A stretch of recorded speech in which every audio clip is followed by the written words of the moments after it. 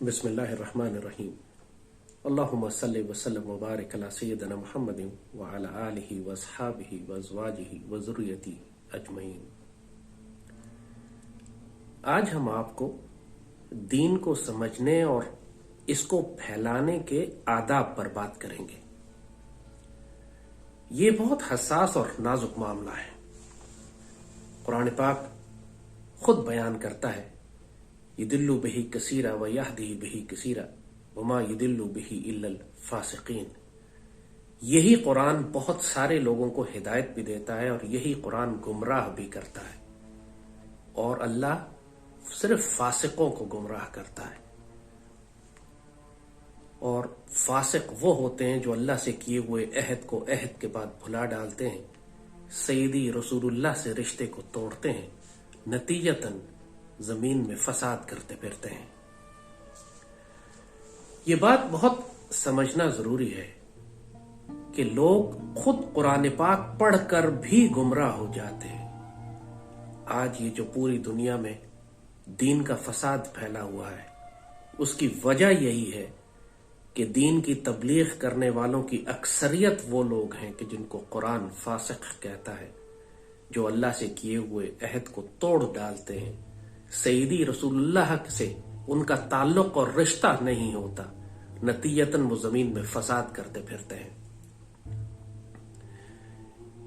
एक बहुत अहम नुक्ता जो दीन के हवाले से कुरान पाक में और हदीस शरीफ में बार बार ताकीद की गई है, जिसकी वो इजाजत है, इज़्न, कि जो कोई भी शख्स दीन का काम करना चाहे, वो शख्स जो इस दीन के पैगाम को आगे पहुंचाना चाहे, क्या उसके पास अल्लाह उसके रसूल सल्लल्लाहु अलैहि वसल्लम की इजाजत है? कुरान ने कई मौकों पर अल्लाह ताला जब फरमाता है कि हम इजाजत देते हैं बंदों को कि वो अल्लाह का जिक्र बुलंद कर सकें, फी बुयूतिन अज़िन अल्लाह का जिक्र हुआ कुरान में, वो घर जहां अल्लाह ने इजाजत अता फरमाई कि उसके नाम का जिक्र बुलंद किया जाए। क्योंकि अल्लाह फरमाता है कि अस्कुरूनी अस्कुरुकुम, जब तुम मेरा जिक्र करते हो तो मैं तुम्हारा जिक्र करता हूं। तो अल्लाह जिसका जिक्र करना चाहता है उसको इजाजत अता फरमाता है कि वो अल्लाह का जिक्र कर सके। मोमिनीन की एक सिफ्त कुरान में यह बताई गई है कि जब वो किसी अम्र जामे के लिए, जब किसी इज्तिमाई काम के लिए, जब किसी उम्मत की ड्यूटी के लिए वो सैयदी रसूलुल्लाह के पास होते हैं तो हिलते नहीं अपनी जगह से जब तक सैयदी रसूलुल्लाह से इजाजत ना ले लें, हत्ता यस्ताज़िनू। इजाजत का ये तस्वुर कुरान पाक में हमें इतना जाबजा और ताकीद से मिलता है, और जो इतना अहम और लतीफ नुक्ता है हर उस शख्स के लिए कि जिसको अल्लाह इस दीन की ड्यूटी देता है। हजरत मूसा अलैहिस्सलाम के हवाले से जब अल्लाह ताला हजरत मूसा को हुक्म देते हैं कि फिरौन के पास जाओ और इसको तबलीग करो कि वो बगावत कर रहा है, इन्नहु तग़ा, वो बगावत कर चुका है, उसको अल्लाह के दीन की तरफ बुलाओ, इस्लाम की दावत दो। तो मूसा अलैहिस्सलाम अल्लाह से कलाम करते हैं, फरमाते हैं कि मेरे मालिक, मेरा तो उनके ऊपर एक मुकद्दमा है, उन्होंने मुझ पर एक मुकद्दमा किया हुआ है, मेरी जान के दुश्मन है, वो तो मुझे हलाक कर देंगे। तो अल्लाह ताला फरमाते हैं, हुक्म देते हैं उनको, मूसा के पास जाओ, इन्नी माकुमा अस्मा वारा, मैं तुम्हारा, आपके और आपके भाई हारून के साथ हूं, मैं साथ हूं आपके, देख रहा हूं और सुन भी रहा हूं। ये वो ताकत है। मूसा अलैहिस्सलाम, अब सोचिए कि दो फर्द वो फिरौन जैसी सुपर पावर के पास जा रहे हैं, उनको हुक्म दिया जा रहा है कि उसके पास जाके आप अल्लाह के दीन की अजान दें, और ऐसा जालिम के जिसके जो इनको कत्ल भी करना चाहता है, और अल्लाह अथॉरिटी क्या दे रहा है, फरमाता है इन्नी माकुम अस्मा वारा, मैं आपके साथ हूं, आप दोनों के साथ हूं, सुन रहा हूं, देख रहा हूं, जाओ उसके पास। और फिर आपने वो सारा वाकया कुरान में तफसील से बयान किया गया है कि मूसा अलैहिस्सलाम जाते हैं फिरौन के पास, उस पर रोब और दहशत तारी हो जाती है, कत्ल करने के बजाय वो रोब में आ जाता है, फिर एक मुकाबला करवाया जाता है, वो अपने जादूगर लेकर आता है और मूसा अलैहिस्सलाम के पास अल्लाह ताला उनकी छड़ी होती है और वो उसको फेंकते हैं। और वो सारा वाकया आप सब अच्छी तरह जानते हैं कि फिरौन के जादूगरों को किस तरह रुसवा किया अल्लाह ताला ने, और मूसा अलैहिस्सलाम की छड़ी उनके सांपों को खा गई। वो जादूगर समझ गए कि ये ताकत जादू नहीं है, वो सिजदा कर, वो ईमान ले आए और उन्होंने अल्लाह के हुजूर सिजदा कर दिया। ये सब कैसे मुमकिन हुआ? ये सब ऐसे मुमकिन हुआ कि उससे पहले जब मूसा अलैहिस्सलाम को अल्लाह ताला ने इजाजत अता फरमाई थी, तो मूसा अलैहिस्सलाम ने अल्लाह से एक दुआ फरमाई, रब इश्रह ली सदरी व यस्सिर ली अमरी अहलुल उक़दतम मिन लिसानी यफ़क़हू क़ौली। ये दुआ, इसके अंदर 4 खूबसूरत दुआएं छुपी हुई हैं, और अल्लाह ताला ने जब कुरान में इसका जिक्र किया है तो पूरी क़यामत तक के लिए आने वाली उम्मत के लिए ये एक रोशनी और हिदायत है कि जब अल्लाह ताला किसी जमात को, किसी फर्द को ड्यूटी देता है अपने दीन को नाफिज और कायम करने के लिए, तो उसको ये 4 तोहफे साथ देता है। सैयदना मूसा अलैहिस्सलाम ने अल्लाह ताला से तलब किया, रब इश्रह ली सदरी, मेरे मालिक मेरा सीना खोल दे। सीना खोलने का मतलब है कि अल्लाह मेरे कॉन्सेप्ट्स क्लियर कर दे, मुझे हर हकीकत नजर आने लगे जैसे वो है। सैयदी रसूलुल्लाह ने एक दुआ फरमाई है इस पर, अल्लाहुम्मा अरिनल हकीकतल अशिया कमा हया, या अल्लाह हमको चीजों की हकीकत वैसे दिखाइए जैसे वो है। अल्लाहुम्मा अरिनल हक्कन वरज़िक़ना इत्तिबा व अरिनल बातिल बातिलन वरज़िक़ना इज्तिनाबा, या अल्लाह हमको हक को हक ही दिखाइए और उसकी इत्तिबा की इजाजत दीजिए, और बातिल को बातिल ही दिखाइए और उससे इज्तिनाब की इजाजत अता फरमाइए। ये सबसे बड़ा तोहफा है जो अल्लाह ताला किसी मोमिन को अता फरमाता है, शरह सदर, clarity of heart and soul. उसके वजूद में, उसके तसव्वुरात में, उसके कल्ब में एक रोशनी आ जाती है, उसको हकीकत नजर आने लगती है चीजों की, इंसानों की, मामलात की। ये इसके बिल्कुल मुतजाद सूरत हाल उन काफरों और मुनाफिकों की होती है कि जिनको अल्लाह कहता है, खत्म अल्लाह अला क़ुलूबिहिम व अला समीहिम व अला अब्सारिहिम ग़िशावा, जिनके ऊपर अल्लाह ने मोहरे लगाई हुई हैं और जिनकी आंखों, नाक, कान और कुलूब के ऊपर पर्दे डले हुए हैं और जिनको कुछ नजर नहीं आ रहा, मुज़ब्ज़बीन बैन ज़ालिक ला इलाहा इल्ला व ला इलाहा इल्ला, जो बिल्कुल कंफ्यूज्ड हैं, मुज़ब्ज़बीन हैं, ना इस जानिब जा सकते हैं ना इस जानिब जा सकते हैं, बीच में कंफ्यूज खड़े हैं चौराहे पे कि किस तरफ जाना है, कहां जाना है, ना कुछ नजर आ रहा है ना उनके पास। और जो सुम्मुन बुकमुन उम्युन कुरान ने कहता है, अंधे, गूंगे और बहरे। अल्लाह का सबसे बड़ा अजाब जब किसी शख्स पर मुसल्लत होता है तो ये होता है कि अल्लाह उसको सुम्मुन बुकमुन और उम्युन कर देता है, और जिस पर अल्लाह अपना करम, फजल और एहसान फरमाता है उसको शरह सदर अता फरमाता है, उसके आगे और पीछे नूर बना देता है, वो अल्लाह के नूर से देखना शुरू कर देता है। तमाम तर तारीकी के बावजूद, तमाम तर कंफ्यूजन और दजल और दज्जाल की शरारतों के बावजूद उसको हकीकत वैसे नजर आती है इंसानों की और निजाम की और जमाने की, और वो सारी कुछ, वो सब हकीकतें जो दूसरे लोगों से छुपी होती हैं, अल्लाह का ये बंदा उनको देखकर उनको इस तरह समझ रहा होता है और जान रहा होता है कि जैसे अल्लाह ने उसकी आंखों के आगे कोई पर्दा नहीं रखा, सब कुछ हटा दिया। और वही वक्त का कुतुब होता है, वही वक्त का दरवेश होता है, वही वक्त का मुजद्दिद होता है, वही वक्त का इमाम होता है। इकबाल बाबा ने बड़ा खूबसूरत ऐसे वजूद के बारे में कहा कि कहता है जमाने से ये दरवेश जवां मर्द, जाता है जिधर बंदाए हक तू भी उधर जा।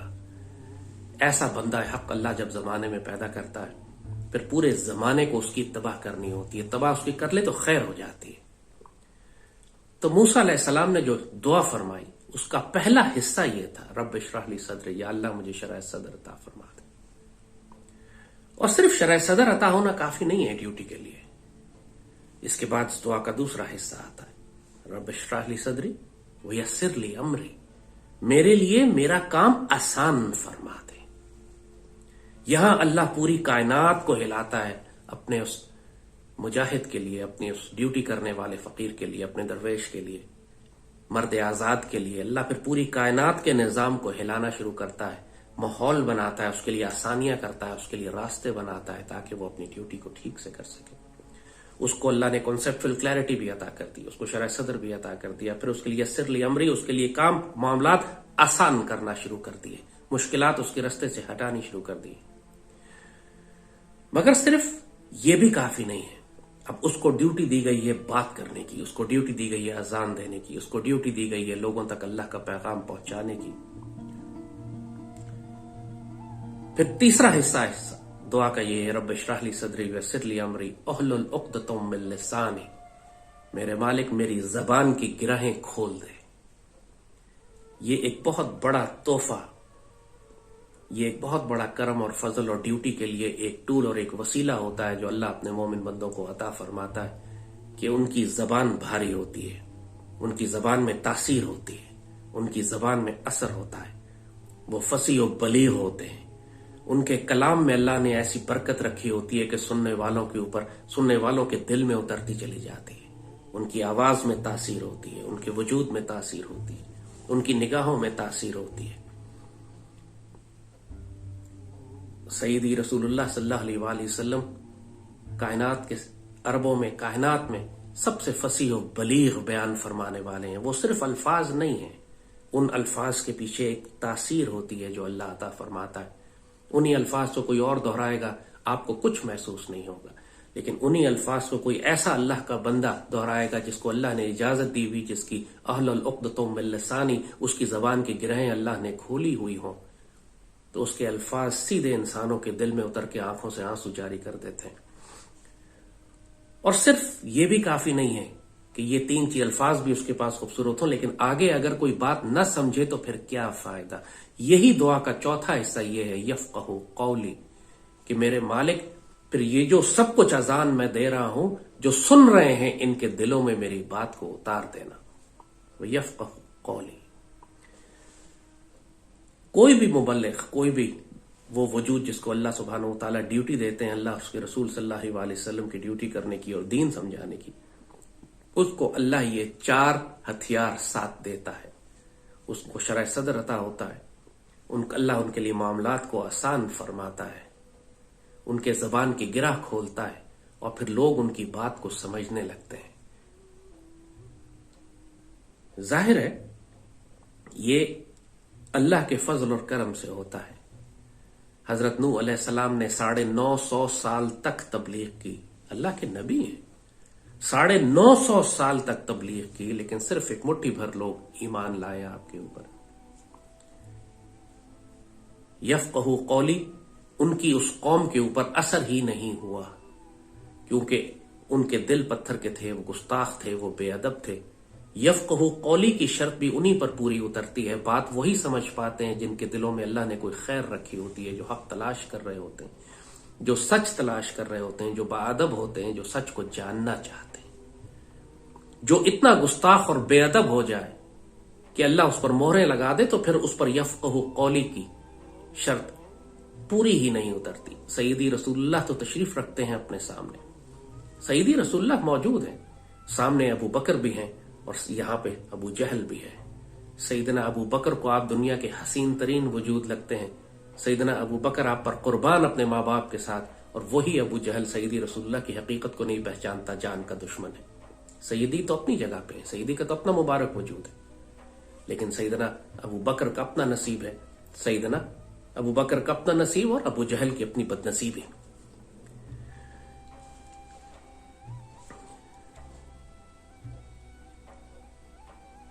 अल्लाह ताला जब सईदी रसूलुल्लाह सल्लल्लाहु अलैहि वसल्लम को अल्लाह ने जब ड्यूटी अता फरमाई, जब आप पर नबूवत नाजिल हुई, जब आप 40 बरस की उम्र में अल्लाह ताला ने आप पर वही नाजिल फरमानी शुरू की, तो शुरू में जो तोहफे अल्लाह ने सईदी रसूलुल्लाह को अता फरमाए उसमें सूरह अलम नशरा है, और वहां भी आप यही बात देखेंगे, अलम नशरा लक सदरक, क्या हमने आपको शरह सदर नहीं अता फरमाया।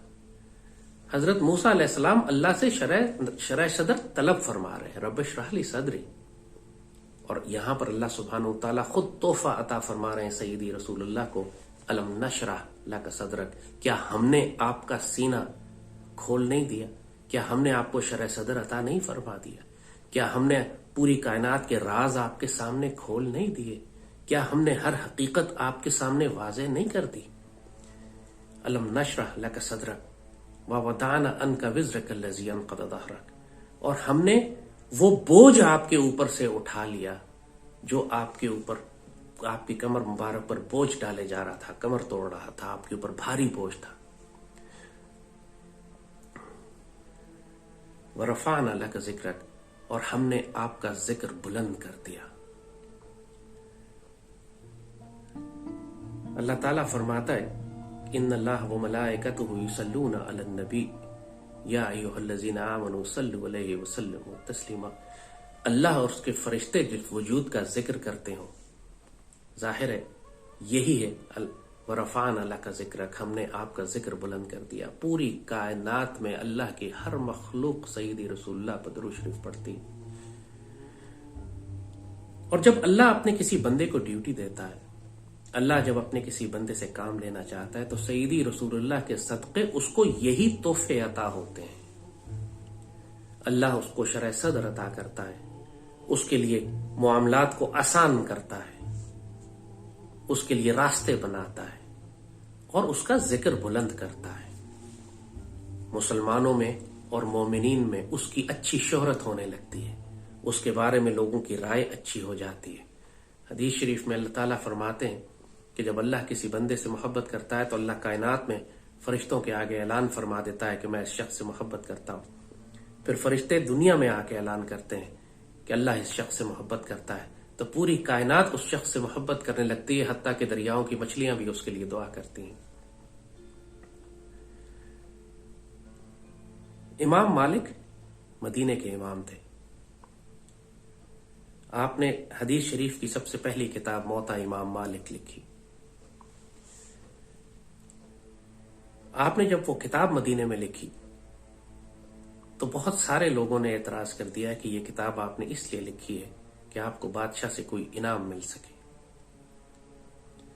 इमाम मालिक सय्यदी रसूलुल्लाह का अदब करने वाले, इतना अदब और मोहब्बत और प्यार करने वाले कि सारी जिंदगी मदीने में जूते पहनकर आप नहीं चले कि यहां मेरे सय्यदी है, मेरे आका पैदल चला करते थे। आप कभी घोड़े पे सवार नहीं हुए अदब की वजह से। इमाम मालिक पर जब ये एतराज किया गया कि आपने ये हदीस शरीफ की किताब दुनिया के दिखाने के लिए लिखी है, तो आपको जाहिर है दुख हुआ। आपने मस्जिद नबवी शरीफ में तमाम लोगों को जमा कर लिया और एक पानी का बर्तन मंगवा लिया जिसमें पानी भरा हुआ था, और लोगों से कहा कि अगर तो ये किताब मैंने दुनिया के लिए लिखी है तो ये किताब को हम अभी पानी में डाल देते हैं और ये जाया हो जाएगी। जाहिर है उस जमाने की स्याही ऐसी थी कि जैसी पानी में जाती वो घुल के खत्म हो जाती, और अगर ये अल्लाह के लिए लिखी गई है तो अल्लाह इसकी हिफाजत फरमाएगा।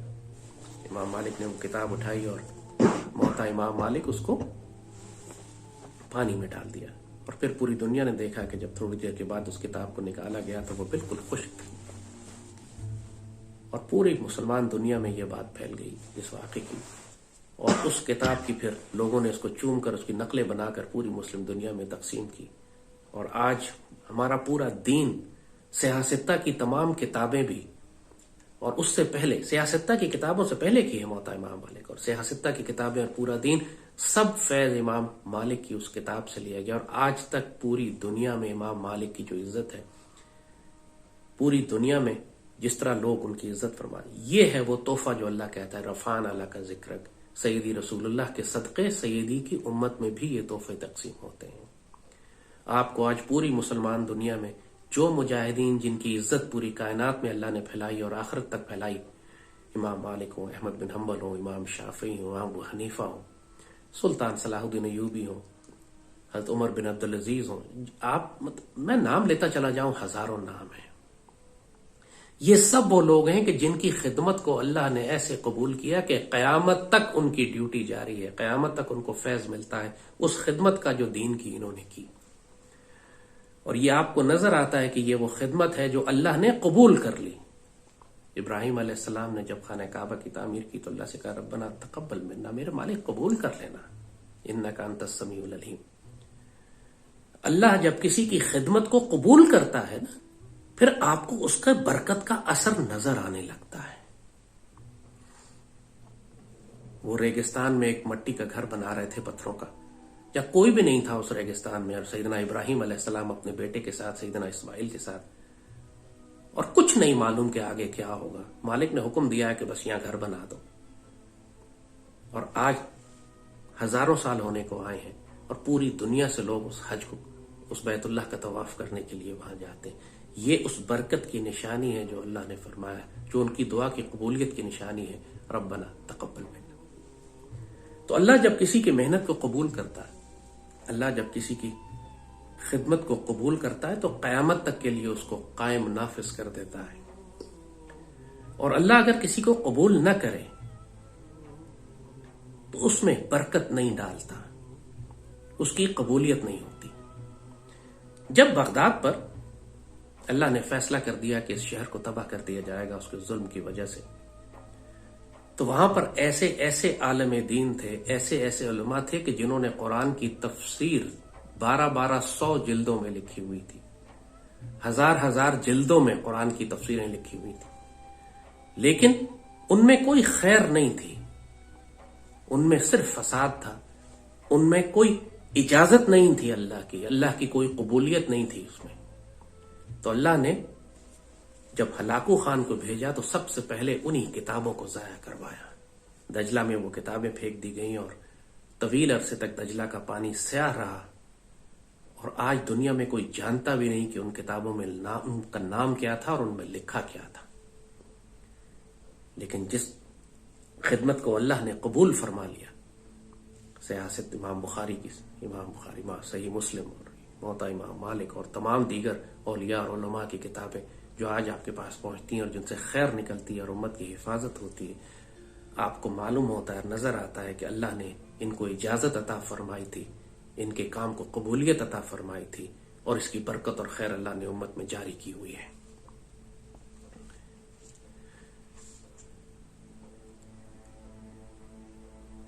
फुकरा और औलिया के यहां इस बात की इंतहाई ताकीद है कि आप कोई काम दीन का शुरू न करें जब तक सईदी रसूलुल्लाह से इजाजत न ले लें।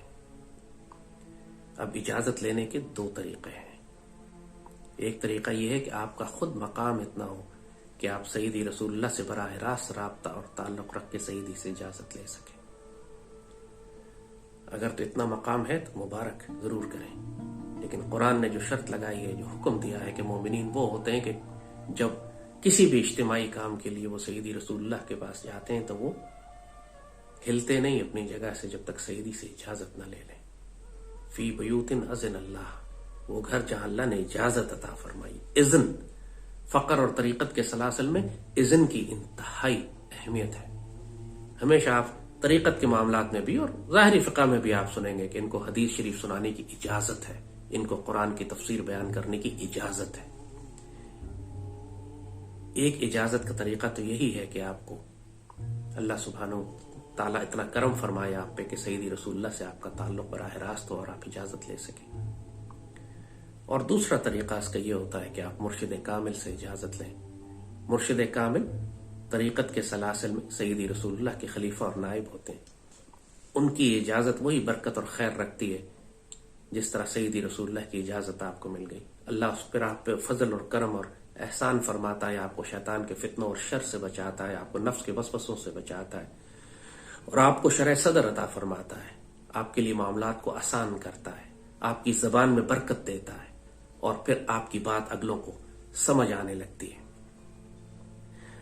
हजरत शेख अब्दुल कादिर जिलानी बगदाद में जब आप खुतबा दिया करते थे तो सैकड़ों लोग मौजूद होते और लोग बेख्तियार रोते। एक दिन उनके बेटे ने कहा कि अब्बाजान आज मुझे इजाजत दीजिए, मैं खुतबा देता हूं।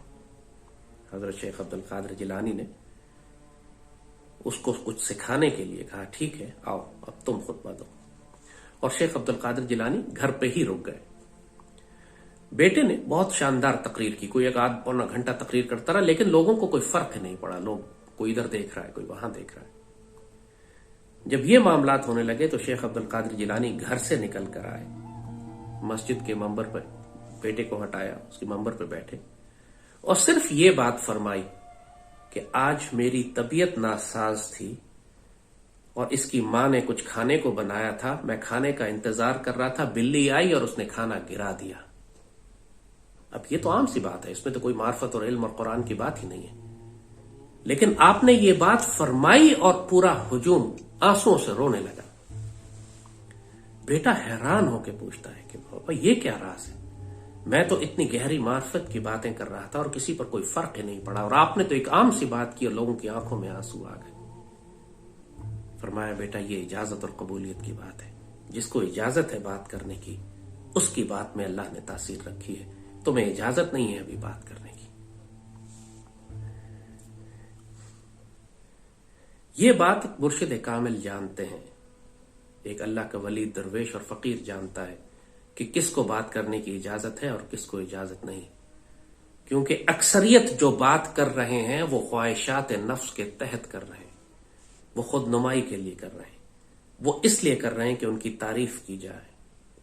जिस फकीर को बात करने की इजाजत दी जाती है उसके लिए तारीफ और गाली बराबर होती है, उसको किसी की तारीफ से कोई फर्क नहीं पड़ता, उसको किसी की गाली से फर्क नहीं पड़ता, क्योंकि उसने सिर्फ अल्लाह उसके रसूल की ड्यूटी करनी है।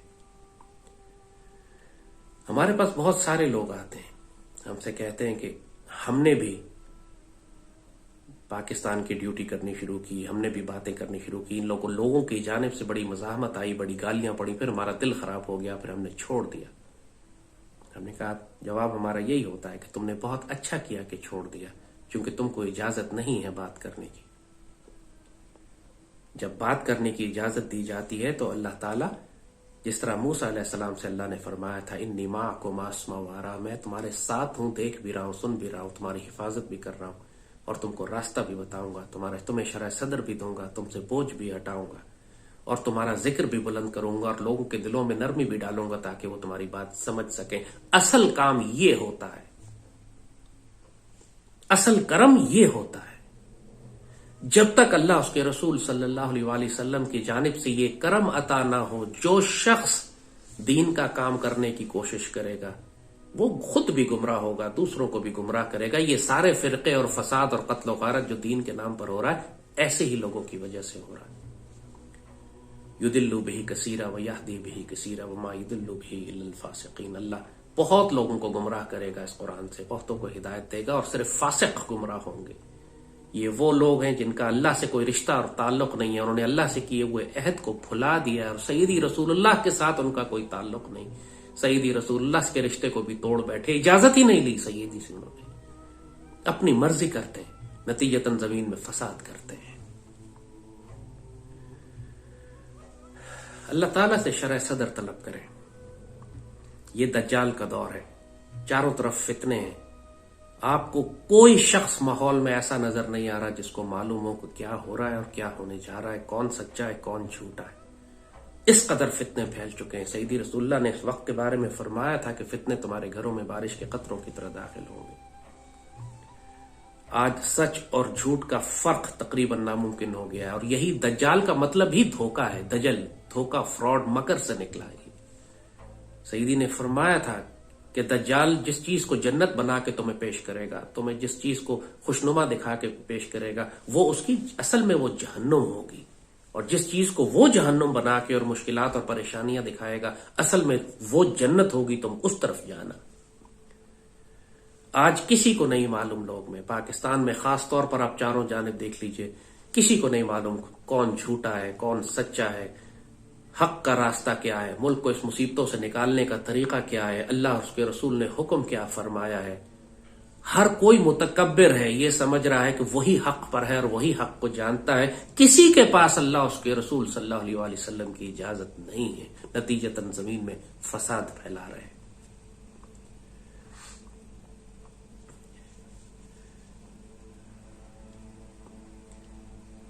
अल्लाहुम्मा सल्लि व सल्लिम व बारिक अला सय्यिदिना मुहम्मद व अला आलिहि व सहबिहि वसल्लम। अल्लाह ताला से शरह सदर तलब किया करें, मुर्शिद कामिल तलाश करें, अल्लाह के नेक वली और फकीर और दरवेश तलाश करें। हैं दुनिया में, खत्म नहीं हो गए, लेकिन वो तमाशा लगाकर अपनी खुदनुमाई नहीं करते, वो तमाशा लगाकर आपको अपनी जानिब नहीं खींचेंगे।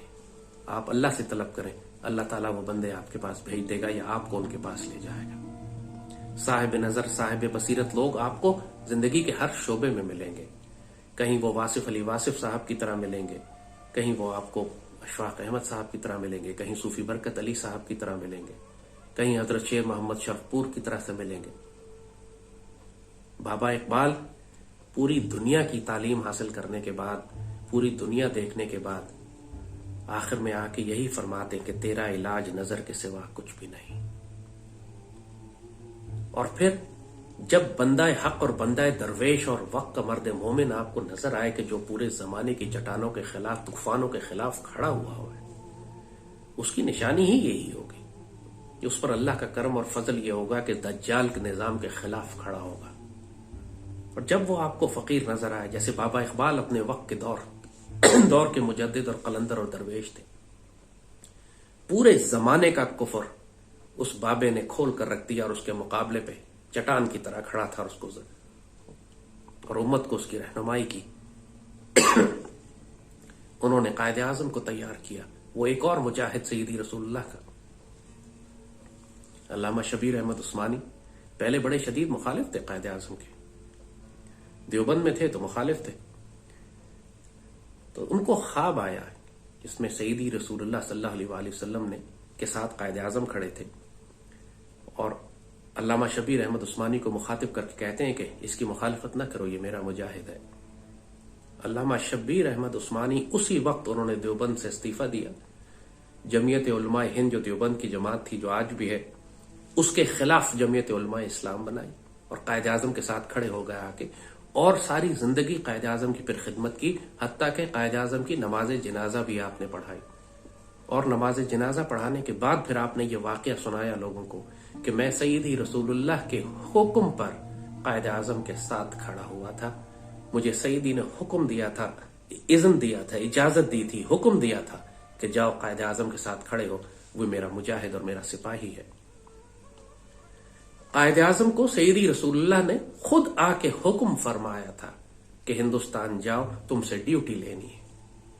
ये वो इज़्न है जिसकी हम आपसे बात कर रहे हैं। जब तक आपका सईदी रसूलुल्लाह से यह ताल्लुक ना हो कि सईदी आपको इजाजत दें किसी काम को करने की, या कम से कम आपके पास इतना मकाम हो कि किसी मुर्शिद कामिल से इजाजत ले लें जो सईदी रसूलुल्लाह का नायब है, जो आपको इजाजत देगा। क्योंकि कुरान शर्त लगाता है कि जब ये लोग आपके पास इजाजत लेने के लिए आए, जब ये लोग आपसे किसी बात की परमिशन लेने के लिए आए, कुरान ने पूरी तफसील लिखी है इजाजत के आदाब क्या है। सईदी को फरमाया कि जब ये लोग आपके पास इजाजत लेने के लिए आए तो आपका अख्तियार है कि जिसको चाहे इजाजत दें, जिसको चाहे इजाजत न दें। और जब सईदी इजाजत अता फरमा दें तब आप काम करें। अगर सईदी इजाजत नहीं देते तो रुक जाए, चाहे आपका दिल कितना ही क्यों ना चाह रहा हो। कुरान में बड़ी खूबसूरत आयत है इस हवाले से कि जब लोग सईदी के पास आते हैं तो हुक्म दिया सही कुरान में कि खुद में नमवालहिम सदका, इनके माल से सदका वसूल करें, सदका लें। वह ताहिरहिम, और उनको पाक करें, इनको ताहिर करें। वसल्ली अलैहिम, फिर इनके लिए दुआ करें। इन्ना सलात सकीनत लहुम, फिर आपकी दुआ से इनको सुकून पहुंचेगा। कि सईदी के पास जब आप इजाजत लेने जाते हैं, किसी काम से जाते हैं, अपने आप को पाकीज़ा करने के लिए जाते हैं, तो सईदी के पास इख्तियार है कि आपको इजाजत दें या न दें।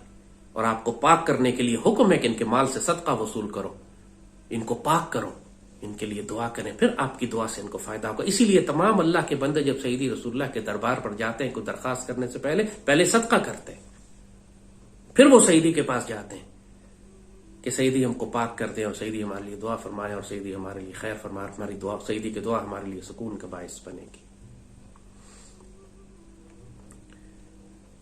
तो बहुत सारे लोग जो दीन का काम करना चाहते हैं उनको बहुत मोहतात होना चाहिए। क्या आपके पास सईदी रसूलुल्लाह की इजाजत है? सिर्फ इसलिए कि आपका दिल चाह रहा है, सिर्फ इसलिए कि आप बेचैन हैं, सिर्फ इसलिए कि आपको माहौल पसंद नहीं आ रहा, इसका मतलब ये नहीं है कि आपको दीन का काम करने और उसको नाफिज करने और इस निज़ाम को कायम करने की ड्यूटी दे दी गई है। हर शख्स का दायरा इख्तियार उसकी तरबियत, उसके अमल, उसकी इस्तिताअत के मुताबिक है। कोई वजह है कि अल्लाह ताला 40 बरस के बाद उसने सईदी रसूलुल्लाह को नबूवत अता फरमाई। एक पुख्तगी और एक संजीदगी एक ज़ाहरी बुलुगत, सैयदी तो अज़ल और अबद से नबी हैं, लेकिन ज़ाहरी तौर पे बशरियत को भी 40 साल के बाद नबूवत क्यों अता फरमाई, ये सिखाना बताना मकसूद था कि नौजवानों और बच्चों और ये नापुख्ता जहनों का काम नहीं है ये। इसके लिए भी जहन और वजूद की पुख्तगी ज़रूरी है कि वो अल्लाह ताला की जानिब से नाजिल करदा उन करम और फजल को बर्दाश्त करने के लायक हो। कुरान पाक में सैयदी रसूलुल्लाह पर वही नाजिल होती है, उसके बारे में हदीस शरीफ में कई मरतबा वाक़यात ऐसे बयान किए हैं कि सही पे जब वही नाजिल होती तो पूरा वजूद मुबारक आपका पसीने पसीने हो जाता था। आप ऊँट पे बैठे होते थे, ऊँट की कमर टूटने वाली हो जाती थी, इतना वही का बोझ होता है। अल्लाह की तरफ से जब फजल और करम नाजिल होता है तो उसका बोझ है, रूहानी बोझ होता है, जो जिस्म पे भी असर करता है, रूह पे भी असर करता है, कल्ब पे भी असर करता है। मुमताज मुफ्ती लिखते हैं कुदरतुल्लाह शहाब के बारे में कि जब भी सैयदी रसूलुल्लाह के रोज़े पाक पे या खाने काबा की जानिब जाते थे, उनको दिल का दौरा पड़ जाता था, इंजाइना की तकलीफ शुरू हो जाती थी, इतना दबाव होता था उनके ऊपर। ये मामलात संजीदा हैं।